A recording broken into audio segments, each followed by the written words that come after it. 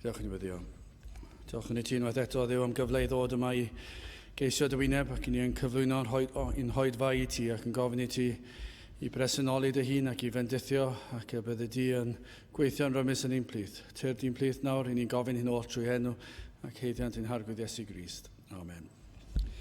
Ywch ni ganu'r emyn rhif 255 a 256 o arglwydr o awel a honno'n awel gref i godi fy ysbryd egwan o'r ddeiar hyd y nef. 255 ac hefyd 256. Gewn ni sefyll i'w chanu.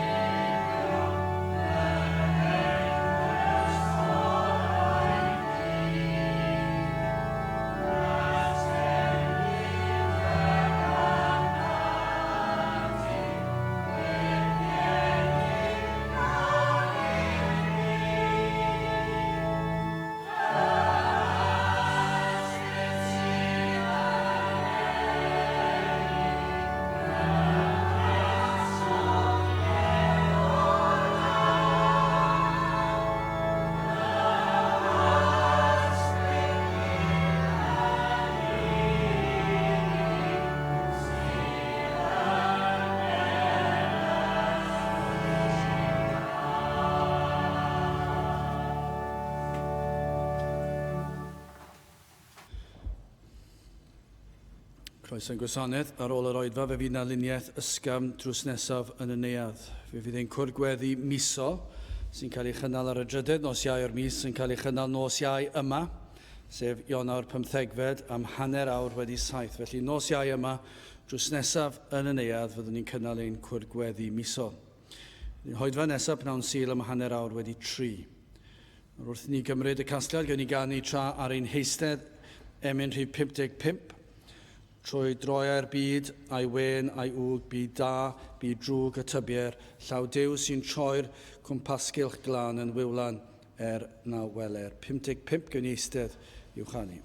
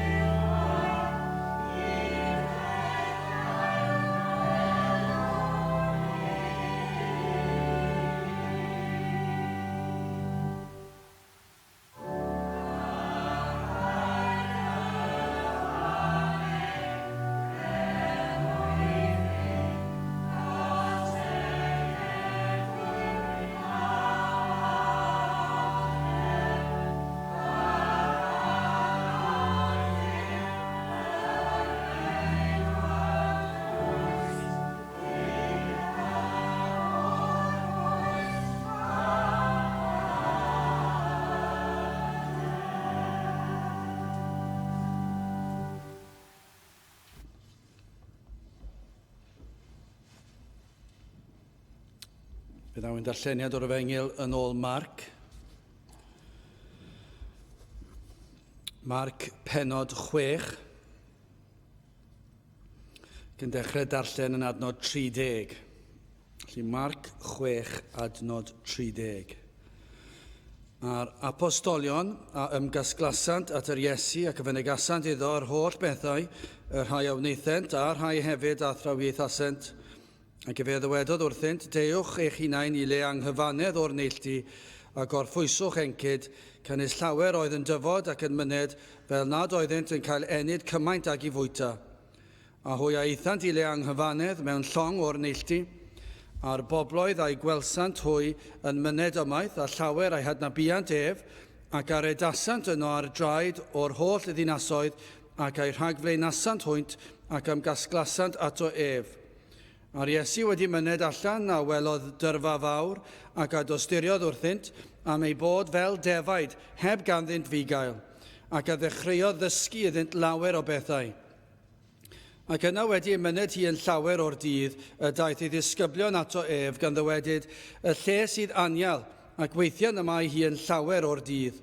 Gollwng hwynt ymaith fel yr elont i'r wlad oddi amgylch ac i'r pentrefi ac y prynont iddynt ei hunain fara, cynnes nid oes ganddynt ddim i'w fwyta. Ond efe atebodd ac y ddywedodd wrthynt, rhoddwch wi iddynt beth i'w fwyta, a hwy a ddywedasant wrtho, a awn ni a phrynu gwerth deucan ceiniog o fara a'i roddi iddynt i'w fwyta. Ac efe ddywedodd wrthynt, pa sawl torth sydd gennych, ewch ac edrychwch, ac wedi iddynt wybod, hwy a ddywedasant, 5 a 2 bysgodyn. Ac efe archmynodd iddynt beri i bawb eistedd yn ferddeidiau ar y glaswellt, a hwy eisteddasant yn fynteioedd a mynteioedd o fesur canoedd ac o fesur 10 a 20. Wedi cymryd y 5 torth a'r ddau bysgodyn gan edrych i fyny tua'r nef, fe a fendithiodd ac adorodd y bara, ac a'i rhoddus ar ei ddisgyblion i'w gosod ger ei bronnau hwynt, a'r ddau bysgodyn aranodd fe rhyngddynt oll. A hwy oll a fwy tasant, ac a gawsant ddigon, a chodasant 12 basgedaid yn llawn o'r briwfwyd ac o'r pysgod. A rhai a fwy tasant o'r torthau oedd ynghylch 5,000 o wir. Byddai bendith Duw ar ei air sanctaidd ef. Gadewch i ni nawr droi at ein harglwydd mewn gweddi.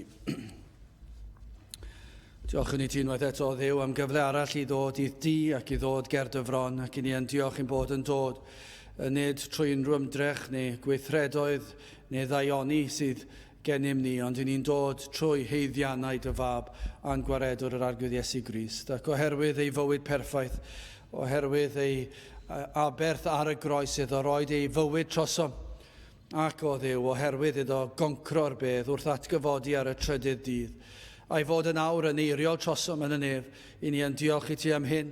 O Dduw, mae'r Efengil yn llawn gobaith a chadernid a sicrwydd i'r Iesu fyw bywyd perffaith yn ein lle, iddo gymryd ein cosb yn ein lle, iddo goncro'r bedd a Satan yn ein lle, ac y mae nawr yn eiriol trosom ni yn y nefoedd. O Dduw, i ni yn diolch i ti am yr Efengil Sanctaidd, yn diolch am y cadernid sydd gan dy blant, ei bod yn gallu deffro yn y bore, yn gwybod dy fod ti yn Dduw ac yn dad iddynt, ac dy fod yn ein cadw ni, ac y byddu yn ein cadw ni hyd dragwyddoldeb. Ac wrth fynd i hunon y nos, i ni yn diolch o Dduw ein bod yn gallu edrych tuag ata ti, yn gwybod dy fod ti goruwch pob peth, yr wyt ti yn rheoli pob dim. Mae'r holl fyd yn dy ddwy law di, ac felly o Dduw, hyd yn oed wrth fynd i gysgu, mae dy blant yn gallu derbyn y cysur, ei bod yn saff, yn gadarn, yn ddiogel yn yr arglwydd Iesu Grist. Ond o Dduw, nid felly yw'r byd, mae nhw yn byw heb unrhyw obaith o gwbl, yn byw o ddydd i ddydd, yn croesi bysedd, yn gobeithio am y gorau, ac yn byw heb unrhyw bwrpas. Ac felly o Dduw, i ni'n edrych yn cwmpas ac yn gweld y byd heb obaith, ac yn gweld y byd heb waredwr, ac yn gofyn i ti i agor ei llygaid mwyn iddynt weld ei hangen am waredwr. Y byddi di yn dod ac yn tywys pobl at y ti dy hun, yn ei dwy'n nhw trwy dy ras anorchfygol. Yr wyt ti yn abal i wneud hyn, ac felly ni'n gofyn unwaith eto o Dduw ar ei ti wneud hyn. I ni yn gwybod o Dduw, i ni'n byw mewn dyddiau o bendithion bach o ran yr olwg allanol, i'r hyn i ni'n gweld a'n llygaid, i ni ddim yn gweld y tyrfaoedd yn dod i wrando ar dair di. Ac o Dduw, i ni yn ddiolchgar am y bendithion rwy ti yn ei roed i ni dal yn gofyn am fwy. I ni gofyn ar ei ti bendithio yn helaeth, ar i ni cael gweld y ffrwyth y llafur o Dduw, i ni cael gweld dy fendith ar y gair sy'n cael ei bregethu. I ni'n gofyn i ti ddod â phobl ata ti dy hun. O Dduw, i ni yn gwybod mai dim ond ti sydd yn gallu gwneud hyn. Ac felly, dim ond ti sydd yn gallu cael y clod. Ac yn gweddio o Dduw, na fyddwn ni byth yn cael ein temtio i ddwy'n unrhyw clod i ni yn hunan. O Dduw, i ni'n gwybod mai anobeithiol byddai i ni, ond i bai dy fod ti yn gweithio yn ein plith. Ac felly o Dduw, i ni yn gofyn ar ei ti ddod, ar ei ti i ddwy'n pobl ata ti dy hun, yma ac ar hyd a lled ein gwlad, y byddwn ni yn cael gweld dy bobl yn cael eu calanogi ac yn cael eu bendithio. Ac y bydd awydd ymhlith dy bobl i fyw bywydau yn llwyr wedi ymsancteiddio, wedi troi o'r byd ac wedi troi at lendid yr Efengil. I ni yn gofyn i ti nerthu ni felly, i ni fyw bywydau fel ag y dylsym, a byddwn ni yn byw fel dy blant, fel pobl o'th deulu di ac o'th deyrnas di. Nertha ni i fod yr hyn dylsen ni fod. Bendithion hamser nawr a'n haddoliad, i ni yn gofyn i ti i gadw'r un drwg i ffwrdd, ac y bydd y cyfan nawn yn dy blesio ac yn dwy'n clod i enw di. Trigar ha felly nawr, i ni'n gofyn hyn o trwy enw ac heiddiad ein harglwydd Iesu Grist. Amen.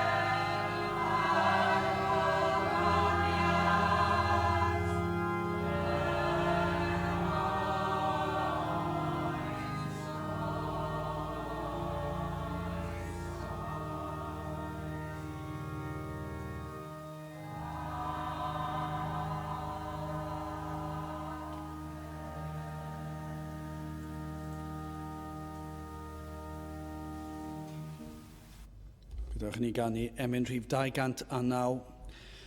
209 Pechadur Aflan yw fy enw o barau y penna'n fyw, rhyfeddaf byth fe drefnwyd pabell i'm gael yn dawel gwrdd a diw. 209 gen i sefyll i'w chanu.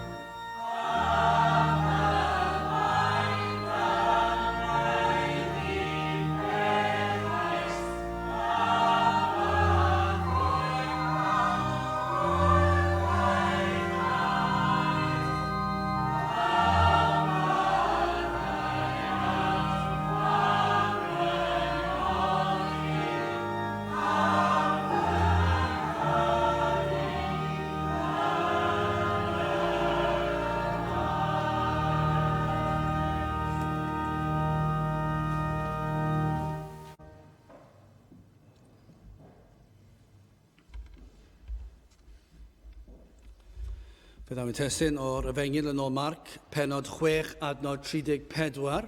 Marc 6 adnod 34. Ar Iesu wedi myned allan a welodd dyrfa fawr ac a dosturiodd wrthynt am ei bod fel defaid heb ganddynt fugail ac a ddechreuodd ddysgu iddynt lawer o bethau. Nawr, mae'r disgyblion newydd ddychwelyd o daith pregethu. Adnod 7, ac fe alwodd y 12 ac a ddechreuodd ei danfon hwynt bob yn 2 a 2. Felly dyma'r daith oedd nhw wedi cael eu hanfon arni i fynd o amgylch y wlad yn pregethu ac o'n nhw yn ei deoedd yn ei parau ac yn mynd i bregethu ac oedd llawer wedi digwydd ar y daith. Fe gawson nhw awdurdod drost ysbrydion aflan. Fe daflon nhw allan ysbrydion drwg o bobl. Fe wnaethon nhw iachau llawer o gleifion ac fe eithon nhw ati i bregethu am edifeirwch a ffydd. Ac hyn i ni yn gweld fan hyn yw bod y disgyblion yn dod nôl o'r daith o'n nhw wedi bod arni ac yn dod yn ôl at yr Iesu ac adnod 30 a'r apostolion am gysglasant at yr Iesu ac a fynegasant iddo yr holl bethau, yr rhai a wnaethant a'r rhai hefyd a thrawiaethasent. Felly maen nhw'n dod ynghyd ac yn rhannu gyda'r Iesu beth sydd wedi digwydd. Trwy'r y fod llawn cyffro. Dwi ddim yn credu am eiliad bod nhw wedi dod nôl at ei gilydd ac bod un yn ymfalchio am beth oedd e wedi wneud uwch ben y llall. Dwi ddim yn credu bod yna ysbryd tebyg. Achos mi fydda'r disgyblion yma'n gwybod. Oni bai bod Duw yn nerthu. Oni bai bod Duw wedi rhoi'r awdurdod iddyn nhw. Oni bai bod Duw wedi hanfon nhw. Ni fydden nhw wedi gallu adrodd yr un hanesyn. Ac felly mae yna rhyw ysbryd bys ni'n tybio o gostyngeidrwydd yma ac yn dod ynghyd yn llawn cyffrog yn dweud dyma beth ddigwyddodd fan hyn ac mae llall yn dweud digwyddodd rhywbeth tebyg I fi fe ath yr ysbrydion aflan allan o'r bobl yn syth ac eraill oedden nhw'n sal ac wrth weddio'n enw'r arglwydd Iesu Grist fe gafwyd nerth ac fe ddiflannodd yr afiechyd ac fe welon ni iachad llwyr ac fe ddyn arall yn dweud weles I nifer yn troi mewn edifeirwch yn ei dagrau y cwilydd am ei pechod ac yna'n gweld bod iachawdwriaeth i'w gael. Ac mi fydden nhw fyna yn adrodd yr hanes i'r Iesu. Ac wedyn mae Iesu Grist yn gwahodd y disgyblion I ymuno gydag ef I le tawel. Maen nhw wedi bod wrthi yn gweithio'n galed. Ac yma chi'n gweld pwysigrwydd y gorffwys hynny. Bod na le, nawr dwi hwn yn broblem i'r mwyafrif o bobl heddiw. Mwyafrif o bobl yn chwilio am ei hawliau ac yn rhaid cael gwyliau dror o tro bob yn ail wythnos ac yn y llall. Ond mae na le I orffwys yn does. Mae na le I ni'n byw mewn oes lle mae pobl yn gorfod edrych ar ôl I hunan mor ofalus ac I ni'n ofalus iawn am bob peth I ni'n wneud. Ond yn yr adeg yma, allwch chi ddweud, wel doedd ddim lot o orffwys, ond mi roedd o chydig orffwys. Oedd Iesu dweud, dewch I ni gadael fan hyn y prysurdeb. Doedd dim amser dyn nhw I fwyta hyd yn oed. Ac felly beth am ni adael I fynd I le tawel? Ac yn beth da, mae'n beth da I Gristnogion I wneud, yn sicr yn beth da I weisio yn yr arglwydd I wneud. Ond dwi'n beth, mae'n nid cyfeirio at y digred sydd fan hyn, ond ni'n meddwl, wel, mae e'n rhywbeth bach o gyngor I rai ohonoch chi sydd heb gredu eto. Mae'r byd yn lle swnllid iawn, ac yn lle prysur iawn. A cyn I chi wybod, fe fydd rai ohonoch chi'n cyrraedd 20, 100. Fyddwch chi'n 60 cyn I chi droi rownd. Os fyddwch chi'n byw ac iach, os fi Duw yn arbed eich bywyd chi. Rwy'n beth, fyddwch chi'n edrych nôl, fel mae'r rhai o ni fan hyn nawr, ac yn edrych yn ôl yn meddwl, ble ath y blynyddoedd hynny? Ble ath e? Dwi'n cofio pan gafon ni blant ac roedden nhw'n fach ac yn cropio yn yr hyd yn llaw. Ac yn sydyn iawn, dydyn ni ddim yn y cyfnod na dim mwy. Ble ath yr amser yna? Dwi'n gweithio yn y gwaith nawr ac mae'n rhyfedd. Dwi'n teimlo'n union yr un peth ac nifer fwyaf o'r staff. Ond maen nhw gyd yn y cyfnod o'n i'n meddwl bod I ynddo. Maen nhw gyd yn cyrraedd y cyfnod. Mae gwragedd nhw neu mae nhw eu hunan yn mynd ac yn cael plant ac yn gweld nhw'n dod nôl a'u plant I ddangos. Ac o'n i'n meddwl, dwi yn y cyfnod yna. Ond dwi ddim. Dwi wedi hen adael y cyfnod yna. Mae di mynd a sa'n gwybod ble mae di mynd. A felly fydd bywyd I rai o'ch chi, fe fydd bywyd mor brysur. Fe fyddwch chi'n mynd o un cyfnod i'r llall yn llenwi'ch bywydau, fyddwch chi ddim yn gwybod ble ath y blynyddoedd, ac fe fyddwch chi wedi setlo yn eich bodolrwydd a'ch pechod, neu beth bynnag caledwch chi, ac fyddwch chi wedi mynd, ac fyddwch chi ddim wedi ystyried y pethau. Chwa beth, mae yna gyngor da fan hyn I ymneilltio am gyfnod o dywelwch, I le tawel, ac eich bod chi'n ystyried pethau o ddifri. Materion yr enaid tragwyddoldeb, lle I bwyso ar yr Iesu ac I geisio I wynebau. Mae eisiau camu allan o brysurdeb, o demtasiynau. Os na bethau, os ydych chi yng nghanol prysurdeb a themtasiynau'r byd, mor dda yw camu allan ohono fe, I beidio cael y temptasiynau hynny o'ch cwmpas chi am gyfnod o leia. Am gyfnod I chi roi cyfle I chenaid I ystyried, I fyfyrio ar eich cyflwr. Yn sicr, mae wastad yn beth da I ymneilltio fel fan hyn I ble mae presenoldeb Crist. Oedd beth oedd y disgyblion yn mynd I wneud, yn beth ardderchog. Roedd yr Iesu a'r disgyblion yn mynd I treulio amser mewn lle tawel ar ei pen ei hun. Ni'n gwybod nid dyna beth ddigwyddodd, ond ni'n gwybod gafon nhw gyfnod byr, o leia, ac mae'r cyfnod byr yn werthfawr. Ac felly mae yna rhyw fath o gyngor fan hyn I chi a digred, I chi ystyried y peth. I gamu allan o demtasiynau'r byd am gyfnod ac I geisio presenoldeb Crist. Wel, yn gyntaf, hoffwn ni edrych ar y dorf yma, a'r bobl sy'n cael ei ddisgrifio yn y benod yma. Ac yn ail, y tosturi sy'n cael ei dangos tuag atynt a'r ddarpariaeth sydd yn cael ei rhoi iddynt. Wel, y bobl, adnod 32, a hwy a eithant I le anghyfanedd mewn llong o'r neilltu. Wel, cyd-destun pellach ar y darn. Mae'r disgyblion wedi mynd, maen nhw wedi mynd I le, a hwy eithant I le anghyfanedd, ac ni'n gwybod, mae'n dweud fyna'n ddigon clir, fe eithon nhw mewn llong. Ac yn ôl pob sôn, roedd y daith yn rhywbeth fel 4 milltir mewn llong. Felly mae'r Iesu mynd gyda'i ddisgyblion mewn llong draw i le tawel. Ond am ryw reswm, doedd dim cychod ar ôl ar gyfer y dorf oedd yng Nghapernaum. Mae'n fiodd na gychod yna, ac mae yna sôn am hynny mewn adegau eraill yn yr ysgrythyr. Ond yn yr achosur yma, doedd dim cychod yno am ryw reswm. Dydym yn gwybod pam. Ac felly mae'r dorf yn clywed ac yn nabod yr Iesu, yn penderfynu bod nhw eisiau dilyn yr Iesu. Ond mae'r problem ydy mynd o draws y dŵr. A dim ond un cwch oedd yna. Sut oedden nhw'n mynd i ddilyn? Ac felly feithon nhw ar droed. Cymaint oedd ei hawydd i weld yr Iesu. Adnod 33, a'r bobloedd a'i gwelsant hwy yn myned ymaith, a llawer a'i hadnabiant ef, ac ar edasant yno ar draed o'r holl ddinasoedd, ac a'i rhagflaenasant hwynt, ac a ymgasglasant ato ef. Nawr mae hwn yn bell ar droed, oedd angen iddyn nhw fynd o amgylch y rhan gogleddol y llyn. Felly, petai nhw wedi gallu nofio, a fydden nhw ddim wedi wneud hynny, mi wedi bod yn 4 milltir ac yn beryglus. Felly, maen nhw'n mynd ar droed, ond mae rhaid i nhw fynd o gwmpas yr ochr gogleddol y llyn, ac mae hwn yn golygu roedd yn daith o tua 10 milltir. Beth ni'n gweld fan hyn, nid yn unig o'n nhw'n barod i deithio pellter, ond ni'n gweld bod nhw wedi mynd yn gyflym. Mae'n disgrifio fan hyn i bod nhw wedi rhedeg. Nawr, pinnau bod nhw wedi rhedeg o'r holl ffordd, dwi'n na ddim o bwys i ddweud y gwir nag yw, achos falle bydd yna blant yna, fydda yna wragedd yna, fydda yna ddynion yna fel fi, bydda ddim am eisiau rhedeg 10 milltir, bydda ddim yn gallu rhedeg 10 milltir erbyn hyn.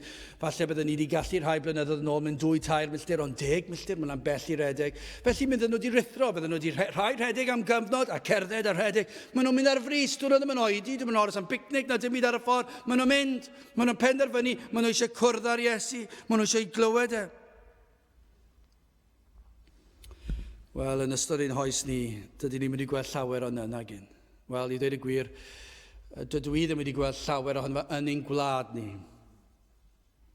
Ni ddim wedi gweld y tyrfaoedd yn ymgynnull ac yn rhithro i glywed gair Duw. Beth i ni yn gweld, os chi'n mynd i'r dre ar Bnawn Dydd Sadwrn, os y Cymru'n chwarae, mae yna siwr o fod 100,000 o filoedd o bobl yn tyrru i'r ddinas.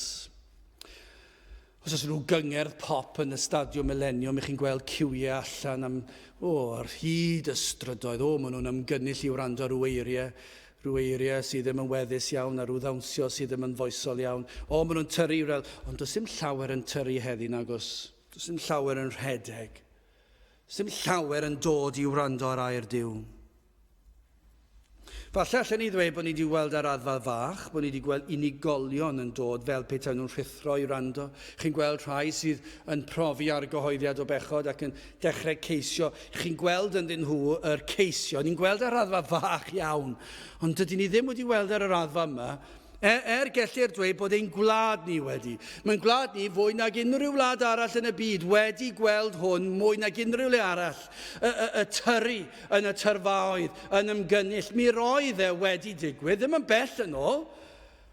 Yn ystod bywyd y rai ohono ni, neu falle just cyn, mae wedi digwydd yn ein gwlad ni, ac am ganrifoedd cyn hynny, mae wedi digwydd yma yng Nghymru. Os ych chi'n darllen eich llyfrau chi, ewch chi draw i'r swyddfa'r Western Mail ac edrychwch chi ar eu copïau nhw o'i dudalen flaen, fe welwch chi fe. Fe fydd na adroddiadau yna, fe fydd na colofnau wedi cael ei rhoi yn dweud tyrfaoedd yn dod i wrando ar bregethu, dagrau yn llifo. Darllenwch fe, gewch chi weld. Mae e'n ffaith hanesyddol i'r tyrfaoedd ddod i glywed. Chi'n clywed am eraill? Ni wedi clywed y hanesion yn dod o'r glowyr yn gweithio yn dan ddearol a'i gwynebau'n ddi, a chi'n clywed amdanyn nhw yn crio. Chi'n gweld yr marciau'r dŵr yn dod lawr i gwynebau a'i bochen nhw. A marciau gwyn mae gwynebau nhw'n ddi o'r llwch o'r glo. Ond yna mae'r dagre. Dagre beth yw e? Nid bod nhw wedi brifo dagre euogrwydd pechodau. Ni wedi clywed am y mynyddoedd yng Nghymru a'r pobl yn bregethu ar y mynyddoedd, a'r tyrfaoedd yn dod ac yn ymgynnull i wrando ar bregethu. Ond dwi'n mynd digwydd heddi nag yw. Dwi'n mynd digwydd hyd yn hyn. Falle erbyn di Sul nesaf fe allai ddigwydd. Falle erbyn di Sadwrn nesaf fydd e wedi digwydd. Chos dyna fel mae e wedi digwydd yn hanes ein gwlad ni, ond dwi ddim wedi digwydd yn ddiweddar. Gweld yr miloedd o'r gynulleidfa yma'n dod ac yn cerdded. Ac yn sicr i chi, does dim tyrfa yma heddi pnawn yma nagos na. Does dim tyrfa yma. Falle bod yna un neu ddau wedi dod i rithro yn eu heneidiau nhw, hynny yw, i glywed mwy y pethau pwysig yma. Falle mae hwnna'n fwy perthnasol, falle trwy'r we, fod yna rai wedi teithio'n bell, yn ffigurol felly, yn bell. Falle bod yna rai sydd wedi mynd trwy profiadau yn eu bywydau nhw, profiadau caled, falle rhai yn ceisio atebion cwestiynau mwy dyrys bywyd, a i bod wedi bod yn chwilota ac yn mynd o un crefydd i'r llall, o un feddylfryd i'r llall, o un othroniaeth i'r llall, efallai a i bod nhw wedi trio pechodau gwahanol, a un peth ar ôl y llall ddim yn bodloni, a dydyn nhw ddim yn hapus, ac efallai hyd yn oed trwy'r we heddiw, fe allai bod rhywun fod yn gwrando, neu ymhen rhai dyddiau yn gwrando, a bod nhw wedi bod yn chwilio, a'i bod nhw yn rhithro, bod nhw wedi clywed, efallai bod rhywun wedi dweud wrthyn nhw, os ewch chi fan hyn at y wefan yma, fe gliwch chi'r efengil, ac efallai bod nhw wedi dangos yr awyr, ac wedi rhithro gatro'r gwaith. Mae'n bosib yn diwedd, falle bod nhw wedi rhithro gatro'r gwaith, ac yn rhoi cyfrifiadur ymlaen, ac yn dod ac yn gwasgu'r bwtwm, falle roedd fa yma, neu rhyw oedfa arall, falle, pwy a wyr, falle rhyw oedfa arall lle mae'r pregethu i'r efengil ar y we, neu falle rhywun rhoi rhyw disg iddyn nhw ac yn gwrando ar rhyw bregeth. A'i bod yn rhithro i glywed a'i bod yn methu aros, maen nhw wedi troi o prysurdeb y dydd ac yn cael drws ac yn gobeithio cael tywelwch o bob un sydd yn yr adeilad a cael llonyddwch i wrando ar air Duw. Efallai gallwn ni ddychmygu math yno beth. Falle bod yna'n haws i ni ddychmygu na gweld y dorf yn dod i mewn trwy drysau. Bydde fe'n braf yn bydde fe erbyn Sul nesaf gweld y dorf yn dod trwy drysau. Mae hynny yn nwylo Duw a Duw yn unig. Nod 34. Ar Iesu wedi myned allan a welodd dyrfa fawr, ac a dosturiodd wrthynt, am ei bod fel defaid heb ganddynt fugail, ac a ddechreuodd ddysgu iddynt y lawer o bethau. Wel, pan ddath Iesu allan, fe welodd e dorf, ac mae'n ei gweld nhw fel defaid heb fugail. Dyna chi ddarlun trienus. Ac eto mae'n ddarlun cywir yn diwedd. Does dim un anifail sydd mwy dibynnol ar ddyn na'r ddafad. Dwi ddim yn gwybod digon am anifeiliaid, ond dwi'n gwybod peth. Ond dwi'n gallu dychmygu bod hwn yn gywir. Meddyliwch chi am y ddafad a pa mor ddibynnol yw'r ddafad ar ddyn. A fydde'r ddafad yn gallu para'n hir iawn ar ei phen ei hun. Mae lot o anifeiliaid, bydde cwn yn gallu, cathod yn gallu siwr o fod. Mi fyddwch chi'n meddwl am lew ac am deigr. Byddwch chi'n meddwl am unrhyw anifal, bydden nhw'n byw allan yn y gwell, bydden nhw'n llwyddo, ond mae rhywbeth am y ddafad, bydde ddim yn para'n hir iawn. Am lawer o resymau. Maen nhw'n anifeiliaid yn gyda sydd yn crwydro ac maen nhw'n mynd ar goll. Falle bydd na gau, maen nhw'n dwp hefyd, falle bydd na gau llawn glaswell, bynnag maen nhw'n troi'r chwith a dwi'n mynd i weld ac yn marw o newyn. Maen nhw wedi mynd ar goll, dyn nhw'n cofio ffordd nôl at y cae llawn o wair. Ac maen nhw'n crwydro, a mae hyn yn gallu gosod nhw'n perygl, maen nhw'n dod ar draws llwybr bleiddiaid sydd yn ymosod. Dwi'n gallu dychmygu unrhyw ddafad yn brwydro yn ebyn blaidd ac yn ennill y dydd. Sa'i wedi gweld blaidd dafad yn ymosod ar flaidd o'r blaen. Sa'i'n credu bydde gobeith cyneri gan nhw, bydden nhw'n cael eu lladd yn syth. Does dim siawns gan y ddafad. Mae mor wan. Does neb i'w harwain nhw os maen nhw'n mynd ar goll. Mae'n driennus o beth i edrych ar ddafad. Dyna pam i ni'n cael ein disgrifio fel defaid. Ac felly gwel Crist rhai ohonoch chi heddi. Mae yna rai yn yr adeilad hon yn ddafad heb fugail. Fe fydd yna rai, efallai, fydd yn gwrando ar y we sydd yn ddefaid heb fugail. Ac mae'r byd yn sicr yn ddefaid heb fugail. Drychwch chi allan, dyna be welwch chi. Beth i ni'n gweld sydd yn profi'r pwynt? Mae pobl yn byw eu bywydau yn ddigyfeiriad llwyr. Sut mae pobl yn mynd o ddydd i ddydd? Ond nid yw yn deg i'w disgrifio nhw yn ddefaid heb fugail. Does dim arweinydd gan nhw, does neb i arwain a ffordd ydyn nhw, ac does dim lot o syniad yn nhw i ble maen nhw'n mynd. Maen nhw'n gwbl ddigyfeiriad, maen nhw'n gobeithio am ei gorau, maen nhw'n croesi bysed, dyna yw bywyd pob un, maen nhw'n cnocio pren, sa'n deall be mae hwnna'n golygu, ond chi'n gweld nhw, maen nhw'n dweud twtsio pren, a maen nhw'n gobeithio bod hwnna'n mynd i fod yn iawn. Sa'n gweld sawl gwaith wedi clywed pobl yn dweud na, cyffwrdd pren, a bydden nhw'n iawn yn y capel yma, bydden nhw'n gwbl saff, achos mae lot o bren fan hyn, maen nhw'n cyffwrdd pren, ac mae hwnna'n mynd i fod i helpu nhw fod yn iawn. Dwi'n am lot o obeth I chi, cyffwr pren. A maen nhw'n cnocio'u pennau nhw ac fel joc bach am y peth. Ac maen nhw'n dweud, beth yw'r gobaith sydd gan nhw? Pwy sydd yn eu harwain nhw? Does neb i'w harwain nhw, ond nhw eu hunan. Maen nhw'n gobeithio am y gorau. Mae'r rhai yn ddryslyd. Maen nhw'n clywed pobl yn cynnig bod yn fugeiliad iddyn nhw. Ac maen nhw'n dilyn nhw am gyfnod. Ac yna maen nhw'n drysiad, dyn nhw ddim yn gwybod pwy gredu. Achos maen nhw'n dweud, maen nhw'n cynnig fod yn fugail I mi, a mae'r rhain yn cynnig y ffordd I mi, ac mae'r rhain yn cynnig y ffordd I mi, ac maen nhw'n dweud, dilynwch ni, dilynwch ni, dilynwch ni, a pwy ddylech chi gredu? Ac felly, maen nhw'n parhau grwydro yn y tywyllwch. Mae pobl sydd heb fugail yn penderfynu dros yn eu hunan gan amla beth sydd yn iawn, ond nid yw'n yn wir. Mae pobl sydd heb fugail yn penderfynu bob dydd beth yw'r moesau sydd yn gywir. Mae yna rai pobl sydd yn gwbl ddi-foesau. Maen nhw'n byw fel peth na bod na foesau o gwbl. Does dim terfynau ar eu moesoldeb nhw. Maen nhw'n gwneud yr hyn a fyna nhw, unrhyw bryd am yna nhw, a does dim ots gan nhw pwy sy'n cael ei effeithio gan nhw. Mae yna ganran o'r byd, dim llawer, ond mae yna ganran o'r byd sy'n byw felly. Maen nhw'n gwneud beth bynnag maen nhw eisiau, beth bynnag y canlyniadau.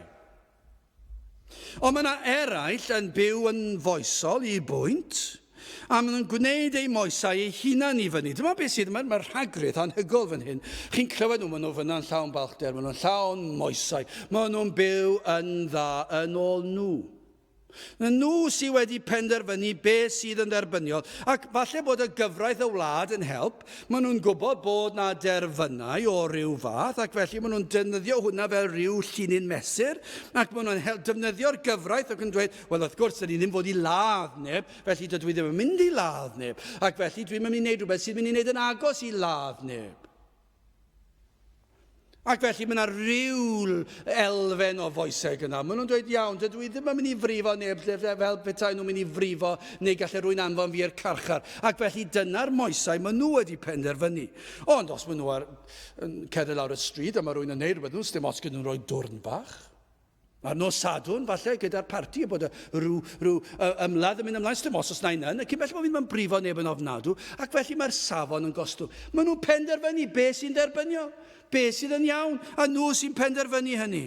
Ac yr un fath o ran moesau, bydd yr rhai pobl yn dweud, wel, mae'n iawn, os rwy'n yn priodi, efallai, ac maen nhw'n penderfynu ar ôl hyn a hyn o flynyddoedd, na, dwi wedi cael digon fan hyn, ond na I ddim dweud wrth y wraig neu'r gŵr, a fe ai off gyda rwy'n arall am gyfnod I weld sut mae e. Ac maen nhw wedi penderfynu, mae hwnna'n iawn, achos mae nhw sydd wedi penderfynu bod y moesau hynny yn dderbyniol.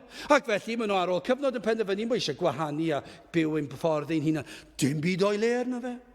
Pam? Achos maen nhw wedi gwneud eu rheolau nhw I fyny. Ac I ni'n clywed am bob fath o anfoesoldeb, yr anfoesoldeb hemp yma sy'n mynd ymlaen, a fodd math o dywyllwch o anfoesoldeb. Ac mae rai pobl yn dweud, wel, mae'r math yno o anfoesoldeb yn dderbyniol I fi. Does dim problem gen I do, dwi ddim fel na fy hunan, ond does gen I ddim problem dy fe. Pam? Achos dwi wedi gwneud fy moesau I fyny. Os ydyn nhw eisiau bod fel na, popeth yn iawn. Ond dwi ddim yn mynd I feirniadu nhw. Achos mae hawl gan bawb I benderfynu beth maen nhw'n wneud.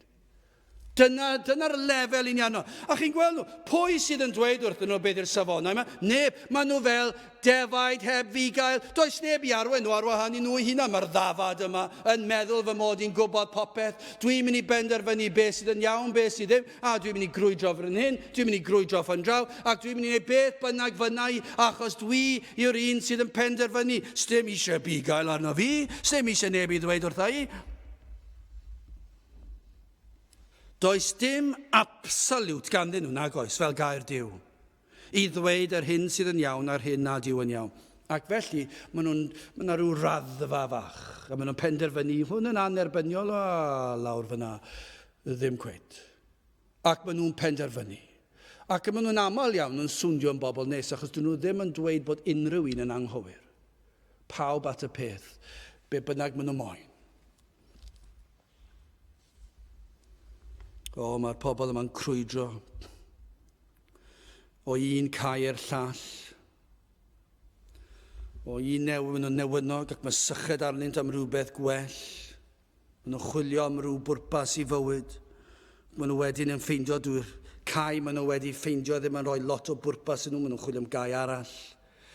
A dyn nhw ddim yn dod o hyd i ddim bwyd na dŵr sydd yn gwir fodloni, ac maen nhw'n mynd trwy bywyd heb unrhyw fugail i'w harwen nhw. Edrychai Iesu Grist ar y dorf yma sydd yn dod ato fe, ac mae'n teimlo drostyn nhw, maen nhw'n gweld nhw fel defaid heb fugail. Maen nhw'n gweld nhw fel pobl sydd yn gwbl golledig. Dim syniad gyda nhw, beth sydd yn iawn, beth sydd ddim yn iawn, neb i'w helpu nhw. Ac mae'n fwy trist i ryw raddau, achos mae'n edrych ar yr Iddewon yma, ac mae'n gweld i arweinwyr crefyddol y wlad, y Phariseiaid a'r ysgrifenyddion, ac bod rhain heb roi arweiniaid fel bugeiliaid gofalgar i'r bobl. Ac mae'n edrych ar yr Iddewon yma, ac mae'n gweld i chi fel defaid heb fugail, mae'r bugeiliaid sef y Phariseiaid a'r ysgrifenyddion, maen nhw fod i'ch arwain chi, ond dydyn nhw ddim. I ddweud y gwir, mae rhain yn arch arwain chi ar gyfeilion y ffordd anghywir. Maen nhw'n arwain chi at fwyd nad sydd yn bodloni. Mae'r Phariseiaid yn arwain chi at ddŵr sydd ddim yn torri syched. Oedd y Phariseiaid yn rhoi fwy o sylw at faterion deddfol, at gyfyngiadau'r Sabath, o'n nhw'n arbenigwyr ar beth o'ch chi'n cael gwneud ar y Sabath, a beth o'ch chi ddim yn cael gwneud ar y Sabath, at wisgo phylacterau ar ei talcen fyny'n llawn o'r gyfraith Duw, ac oedd y fwyaf oedd a fwyaf sylw pan nhw edrychwch arno fe, mae'n gwisgo'r pethau yma ar ei dalcen, ac maen nhw'n rhaid bod e'n ddiwiol, ac felly roedd pobl yn edrych ac yn falchio yn yr hyn o'n nhw'n i'w wneud. Ond roedd y Phariseiaid yma yn anwybyddu materion yr enaid. Oedd wedi crefydd nhw'n allanol, ond ydyw e mor debyg i gyflwr ein gwlad ni. Mae Cymru mor debyg i Israel mewn llawer o bethau. Mae'r hyn a bregethir heddiw ar y cyfan, dim yn bob man wrth gwrs, ond ar y cyfan, mor aml yn fater grefyddol allanol. Bysa ni'n mentro dweud, petai ni yn mynd o gwmpas y wlad, sawl lle fyddech chi'n clywed pregethu heddi, dim lot o lefydd, ond o'r ychydig llefydd lle mae yna pregethu yn mynd ymlaen heddi, lle byddech chi'n clywed pobl yn dweud wrthych chi, mae Cristnogaeth yw sut fedrwn ni helpu'n cymdogion ni, sut fedrwn ni helpu'r tlodion, sut fedrwn ni helpu'r anghennus, a dyna fydd lefel y bregeth. Dyna be fydd lefel y bregeth yn mwyafrif o gapeli dros y wlad yn gyffredinol, nid yn bob man, ond yn gyffredinol, fe fydd na rhyw neges fach, a fydd na rhyw foesau yn dod o'r neges, ac fe fydd na rhywbeth fel sut allan ni fod yn fwy o help i'n cymdogion ni a'r pobl sy'n mewn angen. Falle fydd yna rhyw gasgliad ar y diwedd, neu falle bydd yna rhyw ymgyrch i fynd ar rhyw ddillad i'r tlawd. A dyna fe fydd e. Ac wrth gwrs, gallai neb byth dweud bod hwnna'n beth drwg, achos mae'n beth da. Dyw e ddim yn dda o ran yr efengil. Nid dyna yw'r efengil. Mor dda i'w helpu pobl, nid dyna yw'r efengil. Yn gyntaf, sylwch hwn, yn gyntaf, cyn delio a'n cymdogion ni, rhaid delio a'n heneidiau ein hunain. Mae'n rhaid, dyna beth yw'r efengil. Mae'r efengil yn bennaf ac bron yn gyfan gwbl yw hyn. Yw i ddelio gyda mater yr enaid personol, fy nghyflwr i, ble ydw i'n sefyll yn rhagwyddoldeb, ble ydw i'n sefyll ger bron Duw, o ran fy mhechod, o ran fy enaid, ble ydw i'n sefyll o ran Crist. Dyna yw'r efengil, nid sut ydw i yn helpu'r tlawd. Nawr wrth gwrs, mi fydd unrhyw un sydd yn Gristion, fe fydd e am helpu pob un wedi ddod i gredu, ond nid helpu pobl i'w Cristnogaeth. Mae helpu pobl yn ganlyniad i Gristnogaeth. Ac edrychwch chi ar hanes y wlad, ar hanes y byd, edrychwch chi ar unrhyw le lle mae yna lot o help.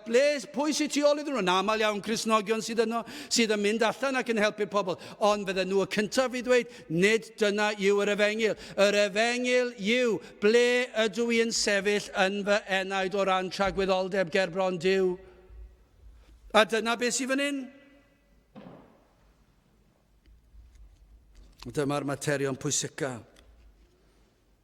Ac i ni'n byw mewn gwlad lle mae yna fugeiliaid yn pregethu pethau fel y Phariseiaid, yn arwain y bobl ar gyfeilion. Doedd gan y bobl yma ddim bugail i'w harwain nhw, a sawl lle heddi sydd heb fugail. Falle bod yna ryw fugail yno, ond dyw e ddim yn fugail go iawn. Dwi ddim yn pregethu'r efengil. Wel, gadewch ni symud ymlaen. Y tosturi mae Iesu'n dangos ar Iesu adnod 34 eto wedi myned allan a welod dyrfa fawr ac a dosturiodd wrthynt pam am ei bod fel defaid heb ganddynt fugail. Ac a ddechreuodd dysgu iddynt lawer o bethau. Chi'n meddwl dosturiodd yr Iesu wrthyn nhw'n syth. Mae'n ei gweld nhw fel rai anghennus, pobl heb gyfeiriad, pobl sydd yn y tywyllwch ac yn gwynebu tragwyddoldeb o tywyllwch ac yn golledig. Mae'n ei gweld nhw fel pobl sydd yn eu pechod. Mae'n gweld yn y dorf canlyniadau'r cwymp arnyn nhw. Mae pechod yn teyrnasu. Mae'n gweld bod yr hunan yn flaenllaw. Mae'n gweld nad oes gobaith ganddyn nhw am fywyd ac nad oes ganddyn nhw obaith am dragwyddoldeb. Dyna be mae Iesu Grist yn gweld o'i flaen i lygydau yn y dorf yma. Mae'n gweld rhain fel pobl sydd heb unrhyw gyfeiriad o gwbl. Ac mae bywyd a gweinidogaeth yr Iesu yn llawn tosturiaeth Gareth. Mae fywyd drwy'r adeg yn dangos tosturi. Darllenwch i'r Efengylau ac fe welwch chi tosturi ar ôl tosturi. Ac yma eto yn y darn yma, chi'n gweld ei galon yn mynd allan at y bobl. Cymaint felly. Mae'n dweud fan hyn ac y ddechreuodd ddysgu iddynt lawer o bethau. Mae'r Efengylau eraill yn adrodd yr hanesyn yma, ac maen nhw'n dweud am yr Iesu yn iachau hefyd tra gyda'r dorf. Yn Luc 9 adnod 11, a'r bobloedd pan wybiant a'i dilynasant ef ac efe a'i derbyniodd hwynt ac ele farodd wrthynt am deyrnas Dduw ac a iachaodd yr rhai oedd arnynt eisiau ei iachau. Felly mae yna ddoi beth yn mynd ymlaen. Mae'r Iesu'n iachau y cleifion, ond mae hefyd yn ei dysgu nhw. Mae Marc yn canolbwyntio ar y ffaith bod yr Iesu yn ei dysgu. A hwn sy'n fwyaf pwysig. Mae'n neis clywed gan Luc bod yr Iesu wedi iachau hefyd, ac bod hwnna'n rhoi elfen arall i'r hyn oedd yr Iesu yn neud a'i dosturi fe. Ond mae Marc dim ond yn canolbwyntio ar y peth pwysica. Mae'n un peth iawn bod nhw'n well yn gorfforol, ond peth bach i hwnna, mae e'n mynd sydd at y peth pwysica. Oedd y bobl yma heb athrawon i'w dysgu. Oedd ganddyn nhw athrawon, ond oedd nhw yn y tywyllwch ac yn dysgu'r hyn nad oedd yn wir, fel i ni'n gweld heddiw. Mae gan y wlad yma athrawon pregethwyr sydd yn dweud oedd chi mor bwysig i bod yn dda, ond dyn nhw ddim yn pregethu'r efengil. Mae rhai falle yn wahanol i hynny. Falle bod yna rai heddi yn ein gwlad ni yn pregethu rhyw fath o efengil. Maen nhw'n sôn am ryw fath o ailenedigaeth, a dyma lle mae'n mynd braidd yn gymylog ac yn ddryslyd. Achos chi'n gofyn y cwestiwn, ble mae'r rhain yn sefyll? Mae Mona Aron o dweud yn diwedd, a mae angen dirnadaeth. Ond tybio ydw i gan amla mae negyddol fydde'r canlyniad pe tawn ni'n cael gweld yn llawn darlun. Yr rhain sydd yn sôn am yr ailenedigaeth, ond maen nhw'n sôn hefyd bod gynnoch chi'r hawl i fyw fel y byd. A dyma'r tristwch. Mae yna rai capeli heddi. Mae'n amlwg, mae'r bugeiliaid yn pregethu gau athrawiaeth, fel y Phariseiaid. Dwi'n ond yn sôn am sut i fod yn dda, sut i fod yn grefyddol, a sut i helpu'r tlawd. A dyna'r lefel i ni'n sôn amdano. Does dim mater yr enaid a thragwyddoldeb. Does dim beth nath Iesu Grist a'i farwolaeth ar y groes. Does dim sôn am hynny. Ond mae gyda chi elfen yn y wlad heddi. Maen nhw'n sôn am yr ailenedigaeth. Maen nhw'n sôn am dragwyddoldeb. Maen nhw'n sôn am Grist. Maen nhw'n sôn am faddeuant. Maen nhw'n sôn am y groes, ond hefyd maen nhw'n dweud fe gewch chi fyw fel y mynwch chi, fe gewch chi fynd i'r dawnsfeidd, fe gewch chi fynd i'r tyfarnau, fe gewch chi yfed, fe gewch chi gyd fyw, fe gewch chi fynd i ffwrdd sy'n eisiau priodi. Mae'r holl beth yma yn y byd efengyledd, ac maen nhw'n dweud mae popeth yn iawn. A dyma lle mae'n mynd yn ddryslyd. Wel, dyw e ddim yn ddryslyd nag yw, achos mae'n amlwg, dyw e ddim yn efengil. Ond mae'n anodd esbonio ambell waith pam na dyw e'n iawn. Ond beth yw'r rhain? Mae'r rhain hefyd fel defaid heb fugail. Mae yna lawer o bobl hyd yn oed yn ein capeli efengyledd ni yn ddefaid heb fugail. Ond mae yna fugail yn y pwlpit yn pregethu, ond dydyn nhw ddim yn pregethu'r efengil fel ag y mae yn yr ysgrythur. Maen nhw'n dweud popeth yn iawn, fe gewch chi fod yn fydol, fe newn ni newid ein hoedfan i fod yn fydol, fe gewn ni fand i chwarae, fe gewn ni grŵp i chwarae canu pop crefyddol Cristnogol, fe gewch rhain gwisgo fel y mynnon nhw, fe gewn nhw wneud fel y mynnon nhw, fe gewn nhw ganu fel y mynnon nhw. Ac maen nhw'n dweud mae popeth yn iawn, does dim eisiau bod mor llym, does eisiau mor gul. Beth yw nhw? Defaid heb fugail. Nid bugeiliaid yw'r heina. Maen nhw fel y Phariseiaid, dim ond pobl crefyddol yw nhw. Pobl sydd wedi dod ac wedi gosod ei hun. Beth ni'n gweld heddi? Llawer o gapeli heddi'n cael pobl ifanc i ddod i fyny ac maen nhw'n arweinwyr y pobl ifanc. Ac yn aml iawn, dyw'r pobl ifanc yma sydd yn dod yn arweinwyr y pobl ifanc heb ddod i gredu go iawn eu hunan. Maen nhw dal yn ganol y byd eu hunan. A dyna i chi'r cyflwr ein gwlad ni. Mae'n gwlad ni yn barod yn gorfforol gyda lot o ddefaid yng Nghymru. Ewch chi ar hyd y mynyddoedd, welwch chi lot o ddefaid, ond yn fwy trist fydd. Mae'n capelu ni, a'n strydoedd ni, a'n dinasoedd ni, na gyd ni'n gweld yw defaid heb fugeiliaid. Does dim bugeiliaid yw harwain nhw. Mae pobl yn mynd ar hyd y lle i gyd. Pinnau fod nhw'n grefyddol heb fugail neu ddi-grefydd. Maen nhw'n bobl sydd ddim yn gwybod beth i wneud. Neb yw harwain nhw. Neb yw helpu nhw.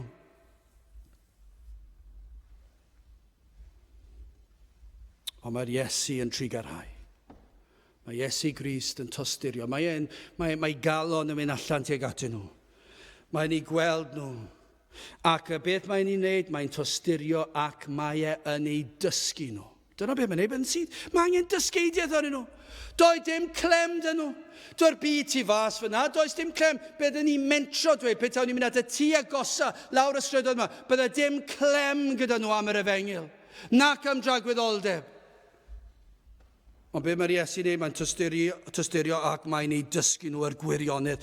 Dim syndod i ni'n cael geiriau fel yn Ioan 14:6. My fi yw'r ffordd a'r gwirionedd a'r bywyd. Nid yw neb yn dyfod at y tad, ond trwy o fi. Dyna be mae Iesu Grist yn dweud. A dyna be fydda bwrdwn i neges wrth iddo fe siarad ar dorf. Mae'n tysturio wrthyn nhw ac mae'n dweud fi yw'r ffordd, mae'n nid dyna'r union eiriau fan hyn. Ond dyna math o be fydda wedi dysgu nhw. Mae wedi dweud o'r blaen yn Ioan.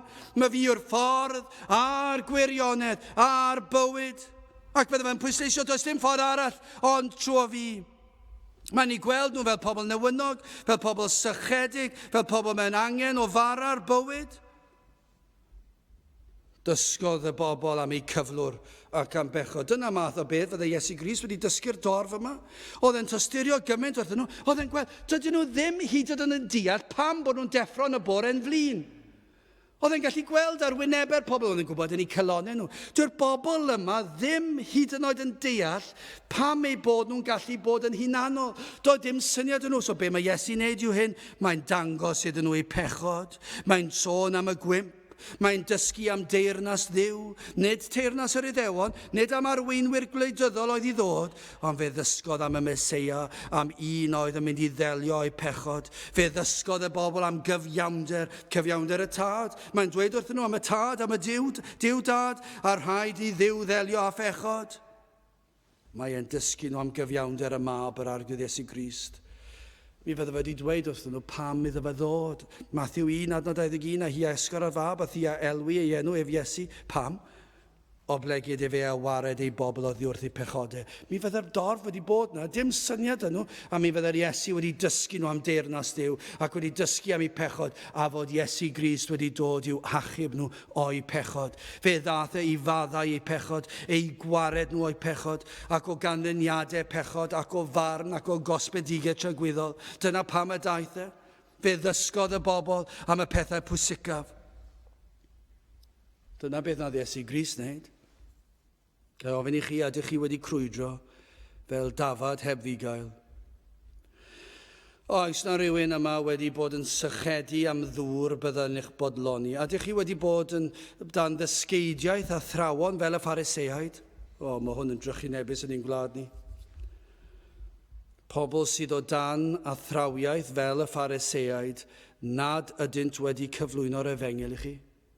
Sawl lle sydd yn ein gwlad ni nawr sydd yn pregethu ond ddim yn pregethu'r Efengil. Maen nhw'n pregethu am weithredoedd ac am rhyw reolau ac am goddefgarwch a'r holl bethau da yma. Ond dydyn nhw ddim yn pregethu'r Efengil. Ydych chi wedi bod o dan y fath arweiniaeth o dan bugail felly efallai? Os ydych chi, wel, gai gyfeirio i chi at un bugail sydd yn trigarhau wrthych chi. Adnod 34, a'r Iesu wedi myned allan a welodd dyrfa fawr ac a dosturiodd wrthynt, am ei bod fel defaid heb ganddynt fugail, ac a ddechreuodd ddysgu iddynt lawer o bethau. Iesu yw'r bugail da, fe yw'r bugail gorau. Hyd yn oed prynhawn yma, wrth i'r Iesu edrych ar ein dinas ni, ar ein gwlad ni, ar y tyrfaoedd. Sut bydde fe'n edrych arno ni heddi yn ein gwlad ni? Sut bydde'n edrych ar dinas Caerdydd heddi? Bydde'n edrych lawr y strydoedd y dref. Dwi'n weddol, dwi'n cofio pryd mae'r sioper gau neu ar agor ar y sil, bys ni'n tybio bod y mwyafrif o'n nhw ar agor heddiw. A bys ni'n tybio pethau chi'n mynd lawr strydoedd, prif strydoedd Caerdydd, mi fydde yna bobl yn tyrru allan o'r sioper, o'r clybiau. Pethau chi'n mynd lawr i fai Caerdydd, mi fydde fe'n llawn siar o fod, yn dibynnu ar y tywydd wrth gwrs, ond pethau yn ddigon sych, mi fydde yna bobl heddi yn tyrru allan o'r llefydd bwyta lawr yn y bai, o gwmpas y parc yr hath, mi fydd yna bobl, wel ni weddol sicr, pa bynnag beth yw'r tywydd, mi fydd yna gannoedd o bobl yn rhedeg yn ei siorts a'i crysau'r rhedeg o gwmpas y parc, rownd a rownd, bob dydd yn rhedeg. Sut bydde Iesu Grist yn edrych ar heini heddi? Y bobl yma sydd yn byw heb Grist, ac heb unrhyw un i'w harwain nhw. Neb i arwain nhw. Neb i ddangos y ffordd ydyn nhw. Wel, mae e'n tosturio wrth i chi, ac mae am eich dysgu am y gwirioneddau yr Efengil. Dyna yw, mi fydde fe'n edrych lawr ac mi fydde Crist yn trigarhau, ac mi fydde'n tosturio, ac mi fydde'i galon yn mynd allan at y bobl. Sut ydych chi'n edrych ar y bobl? Ydych chi'n trystau wrth i chi weld y bobl yma sydd yn byw ac yn llenwi bywydau nhw, ond maen nhw'n byw bywydau mor wag, does dim pwrpas i'w bywydau nhw, a does dim cysur ganddyn nhw, does neb gallen nhw bwyso arnyn nhw, a does neb pan ddaw yr eiliad olaf yna, fydd neb fydd yn ei harwain nhw i'r bywyd a ddaw. Does dim bugail ganddyn nhw. A ydych chi yn un o'r rheini sydd heb fugail? Wel, i orffen, beth yw'r ddarpariaeth? A nod 35 yn dweud wrthych chi. Ac yna wedi ei myned hi yn llawer o'r dydd. Y daeth ei ddisgyblion ato ef gan ddywedyd, y lle sydd anial ac weithiau'n y mae hi yn llawer o'r dydd. Wel, be mae'n dweud wrthyn ni, nid oedd yr haul wedi machlud eto, ond mae e'n hwyrhau, ac mae'r dorf heb fwyd. Ac mae'r disgyblion mewn pembleth, ond yn gwybod beth i'w wneud ar dorf. Mae'r Iesu'n gwybod yn iawn beth oedd am ei wneud, a beth gall ei wneud, ond oedd y disgyblion, o'n nhw dal yn meddwl yn faterol, a dal heb ddeall yn llawn yr hyn o'r Iesu Grist yn gallu ei wneud. Ac mae'r disgyblion am ryddhau'r dorf, mwyn mynd i chwilio am fwyd i'w brynu. Dyna beth maen nhw eisiau wneud. Maen nhw'n meddwl, sut mae'r ein yn mynd i cael ei bwydo? Mae'n hwyrhau, does dim siopau i gael i ni allan yn bell o'r ddinas. Mae'r Iesu'n ateb, adnod 37, ond fe atebodd ac ddwedodd wrthynt, rhoddwch chwi iddynt beth yw fwyta. A hwy a ddwedasant wrtho, a awn i a phrynu gwerth deucan ceiniog o fara a'i roddi iddynt yw fwyta. Dyn nhw dal ddim wedi deall. Bydde wedi bod yn anodd. Mynd â gymaint o arian, bydde fe'n anebygol fod gymaint a hynny o arian, roedd 200 ceiniog o arian, gwerth arian pryd hynny, yn lot fawr o arian, werth misoedd ar misoedd a misoedd o gyflog. Ac felly, petai nhw wedi mynd â gymaint yn arian, petai e ganddyn nhw, a wedi llwyddo prynu bara, mi fydde'r pentwr o fara ar gyfer 5,000 o bobl, na mwy gyda gwragedd a phlant, mi fydde'n bod yn anferth. A sut bydden nhw wedi cario'r holl fwyd yna ar gyfer y holl bobl yna? Doedden nhw ddim yn deall. Ac heb sôn am hynny, lle bydden nhw'n gallu prynu'r bwyd, maen nhw allan o'r ddinas. Ond yna i ni'n cael y wyrth yma. Mae'r Iesu yn darparu yr hyn oedd ei hangen. Cymerodd yr hyn oedd ganddyn nhw, y 5 torth a'r 2 bysgodyn. Dwi'n eisiau treulio amser ar hwn, ond mae'n warth o beth pan mae pobl yn dod â unrhyw beth arall ond mae gwirth yw i. I ddod â rhyw foeseg fan hyn o rannu, wel dyna i chi rwtsh. Y neges fan hyn yw bod Iesu Grist wedi llwyddo bwydo dros 5,000 o bobl gyda 5 torth a 2 bysgodyn. Fedra i beth wneud e. Ond mae Iesu Grist yn fab Duw, mae'n Dduw, mae'n greawdwr, mae'n gallu gwneud y pethau hyn, adnod 41, ac wedi cymryd y 5 torth a'r 2 bysgodyn gan edrych i fyny tua'r nef. Efe a'i fendithiodd ac adorodd y bara ac a'i rhoddus at ei ddisgyblion i'w gosod ger ei bronau hwynt a'r 2 bysgodyn a rannodd fe rhyngddynt oll. Mae'n gosod nhw'n drefnus mewn grwpiau ac yna mae'n bwydo nhw. Ac roedd na ddigon i bawb. Roedd na bentwr yn weddill. Dyna i chi ddarpariaeth. Ond mae yna fwy fan hyn na dim ond darpariaeth corfforol yn y bwyd. Mae yna, nag os na yr elfen yma i'r cyfeiriad yma at yr anghenion ysbrydol. Os dreuliodd Iesu gymaint o amser yn ei dysgu nhw am deyrnas Dduw. Ond ydy ni'n cael yr ymdeimlad yma sydd yn Ioan 6:35. A'r Iesu a ddywedodd wrthynt, mae fi yw bara'r bywyd. Yr hwn sydd yn dyfod ata fi, ni newyna, a'r hwn sydd yn credu yno fi, ni sycheda un amser. Mae e'n darparu yr hyn sydd ei angen ar yr enaid. O, dychmygwch chi y gynulleidfa, dychmygwch chi yr cyfarfod yma. Y dorf yn ymgynnull, a'r Iesu yn tosturio wrthyn nhw, ac yn dysgu iddyn nhw am ei cyflwr, am dragwyddoldeb, am Dduw, a'i gyfiawnder, am ffordd iachawdwriaeth, am pwy yw'r Meseia. Yr oedd yn dysgu nhw, a popeth oedd yn angen reidiol ar eu cyfer nhw. Dychmygwch chi presenoldeb yr arglwydd yna, mor real, a'r ymdeimlad yna, o geisio'r arglwydd. Ac yna, mae'n darparu bwyd allan o 5 torth a 2 bysgodyn, digon i llenwi basgeidiaid o fwyd dros ben. Dychmygwch chi yr eiliad yna, sut brofiad oedd i'r dorf. Ac mae'n darparu'r hyn sydd angen ar yr enaid hefyd, wrth ddod at yr Iesu. Be mae'n dweud wrthoch chi yw hyn, fe cewch eich digoni, fe fydd yn delio a'ch holl anghenion chi. Gai ofyn i chi, a oes ganddoch chi faich? Wel, be mae'n dweud wrthon ni yw hyn, fe gymerydd Iesu Grist eich baich oddi ffwrdd ohonoch chi. A ydych chi'n teimlo'n euog am eich pechod? Wel, be mae Iesu Grist yn gwneud? Fe fydd yn hoelio eich pechod ar y groes. A ydych chi'n teimlo'n noeth te, neu yn frwynt? Wel, fe fydd yn gorchuddio eich noeth ni chi, a'ch brynt ni chi, a'i gyfiawnder perffaith ef. A ydych chi'n ofni'r gosb? Wel, cymerodd Iesu Grist y gosb ar y groes yn eich lle chi. Mae'n addo bod gyda chi holl y dyddiau eich bywyd, a'ch arwain i'w deyrnas yn ddiogel. Dyna be mae Iesu Grist yn darparu. Doedd dim un Phariseaid. Does dim un pregethwr crefyddol yn gallu cynnig dim i fel hyn i chi. Mae'r Efengil yn cynnig hwn i chi. Mae Iesu Grist yn cynnig hwn i chi. Mae'r bugail da yn cynnig hwn i chi. Gai ofyn i chi beth i chi'n mynd i wneud? Mae'n emyn enwog i ni'n canu'n aml. Pam, pam bechadur cyndyn. Pam y colli denau drud. Ac yna mae'n mynd ymlaen. Pam na fyny droi a byw? Pam? Dwi'n mynd gwneud sens. Dwi'n gwneud unrhyw synwyr o gwbl. Pam yn y byd i chi dal i fyny crwydro heb gael? Pam i chi dal i fynd i'r byd ac yn parhau yn beth i'r byd ac yn byw heb unrhyw obaith ac yn croesi bysedd yn gobeithio fi popeth yn iawn? Pam, pam bechadur cyndyn? Pam y colli denau drud? Pam na fyny droi a byw? O na ddowch chi at yr un sydd am dosturio wrthych chi. Chi'n bod mae Iesu Grist am dosturio wrthych chi. Mae'r Iesu wedi myned allan a welodd dyrfa fawr ac a dosturiodd wrthynt am ei bod fel defaid heb ganddynt fugail ac a ddechreuodd ddysgu iddynt lawer o bethau. Gadewch i ni weddio. O Dduw, i ni yn diolch i ti am yr arglwydd Iesu Grist. I ni yn diolch i ti am ei dosturi a'i drigaredd. I ni yn diolch i ti am ei fywyd a'i farwolaeth a'i atgyfodiad.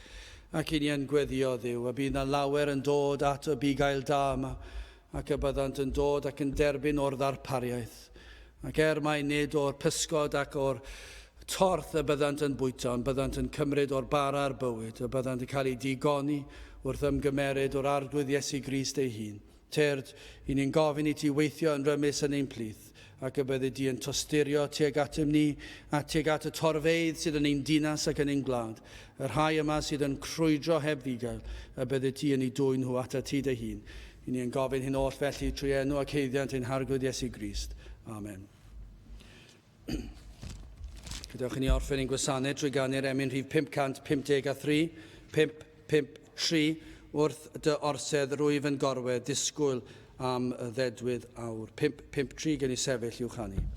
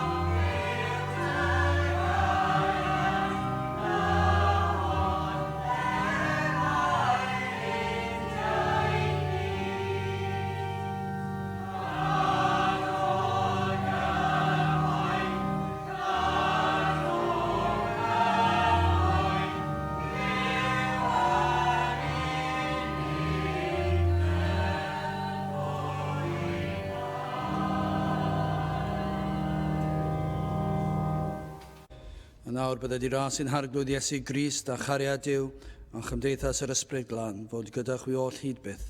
Amen.